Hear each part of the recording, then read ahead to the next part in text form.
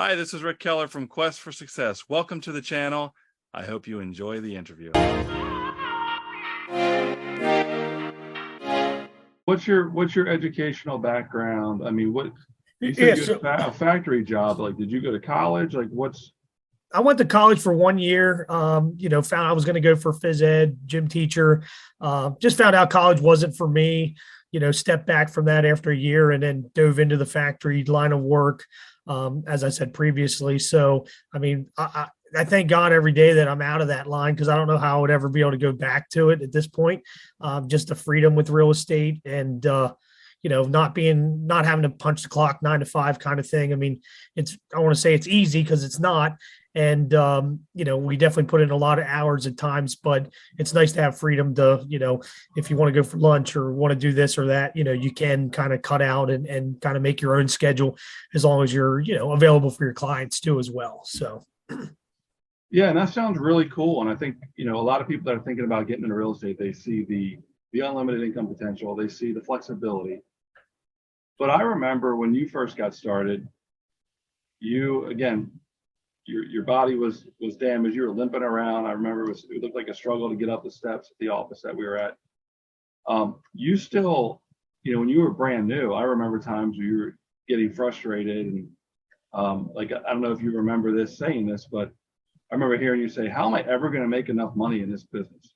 And being frustrated because the processes were so different for each deal. And did you ever think about quitting, or did you ever think that maybe real estate wasn't the answer when you were, early on? Because also I remember you had a part-time job, third shift. yep. So it wasn't like, you were doing this part-time. You were also working another job and really going after it. So, but did you ever feel like quitting? Did you ever think it wasn't for you? I feel like in the beginning, there may have been times where I was frustrated because in the schooling, as far as the real estate exams and stuff like that, it's very structured. And it's basically kind of a cover your butt kind of, they're teaching you to, know the contracts, understand the language and all that good stuff. But at the end of the day, when you got dove into it, it really wasn't as class oriented as I thought it would be, or structured as I thought it was. So that just frustrated me. And I mean, there definitely was times where I thought, where the heck is the lead going to come from? When am I going to, really take off? And I know, starting out, I mean, it took me, I think my 5th month, I finally had my first settlement, which, going into it in the business, even my broker, told me as well, plan on 6 months to a year, and then I think my first deal actually fell apart due to inspections. My buyer walked away, and I still had one that ended up going through that same month and my 5th month, like I mentioned. But yeah, I mean, it's definitely hard in the beginning. And I think the consistency about it is you just have to continue to repeat yourself and do what you're doing on a daily basis. You can't go in there and expect in a week's time to have 10 people, knocking at your door waiting for you to sell them a house. I think you need to constantly do that over a year schedule of just constantly putting yourself out there, constantly making phone calls to your sphere of influence. Social media is huge. It's one of the biggest free things out there that you can put yourself out and reach tons and thousands of people.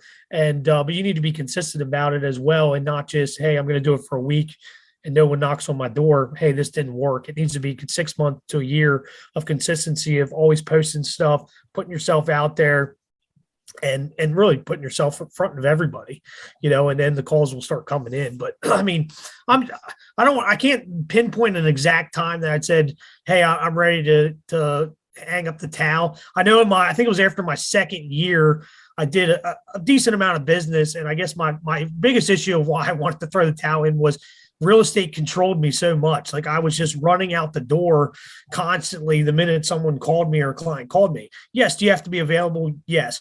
But you also have to set a time, for your family and other things in this world. Otherwise, I was to the point where I was stressed out. I was like, I can't do this anymore. Like, I have no life. All I'm doing is real estate, which it was great. I was earning a lot of money, but I was not happy with, not being able to spend time with my family. And then, I would say that was probably one of my biggest times that I really wanted to throw the towel in. But, I had to learn to correct myself on how I controlled or manage my time and not give it all to real estate, even though I wanted to devote as much time as I could. So, that would probably be the biggest time I ever thought about walking away. And it wasn't because I wasn't doing business. It was more or less just because I was letting real estate control me and not controlling real estate or my time as much as I should have. So That's really interesting. And I actually didn't know that. Because I always talk when I'm talking to newer agents or people that are thinking about getting into real estate, I always talk about like how tough it is in the beginning and being consistent and being available because you don't have as many leads or as much business at the time. But you bring up a really great point that I've actually heard over and over again, but it never really registered. I never really thought people thought about quitting. I never really thought that it was an issue because we all do kind of reach the point where we're just trying to build our business. And then we get to a level where we're happy or making good money and the culture, I talk about this a lot, the culture outside of the company that we're currently with, which has a value system that kind of talks about family, God, family, business, and a balanced life.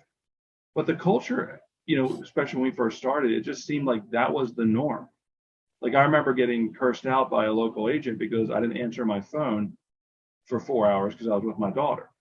And I think it's interesting how the culture kind of pushes us to go, like, you got to be on all the time. You got to go, go, go, go.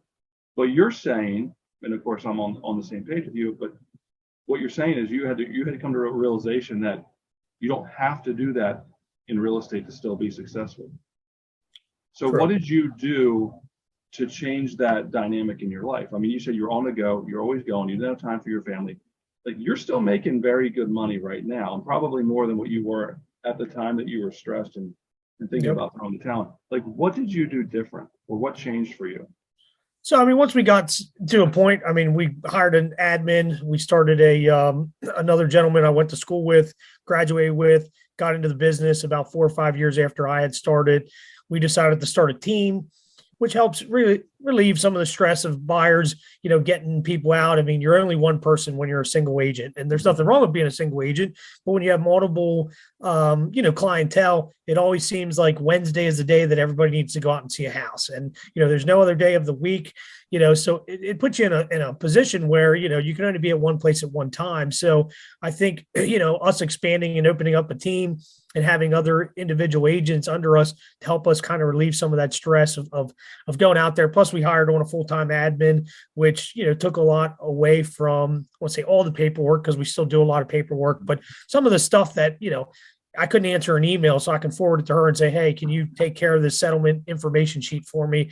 It may only take me 10, 15 minutes, but I'm on the road, for 5 or 6 hours today. When I get home at 5 o'clock, I'd like to spend time with my family and not have to go down and sit at my computer for the next 3 hours, tidying up with emails and some of the smaller, I don't want to say not important paperwork, but some of the stuff that can just be pushed to the next person, that can do a little bit of that work during the day and get it back over quicker. So, yeah, I mean, I think that's kind of my where I was, it was having somebody else to kind of lean on, and my business partner and our team obviously was a great aspect to kind of, lead me to have that more time with my family and other stuff that personally I wanted to do, because I would always push off my personal stuff, even like we're trying to build a house, like that's always second best because I got other stuff going on. I don't ever sit back and give myself enough time to do some things that are important to me too as well. So I think that's the biggest thing. I think also you have to just set your standards and expectations up front. If you're an individual agent, maybe there's a time where you say, hey, I'm not going to return my call till the next morning, whether it's 8 o'clock or, a time of day, where you're going to set aside for your family, too, as well. So, everybody's different, but I mean, you just kind of have to try to figure it out and make sure that you're not, always jumping at the bit the minute the phone call comes in. I mean, maybe you answer that phone and really, they may say, hey, they need to go on Wednesday, but really Thursday would work fine too as well. You just have to ask the question and try to maybe maneuver around it a little bit as far as, they're not as busy as they may seem, but.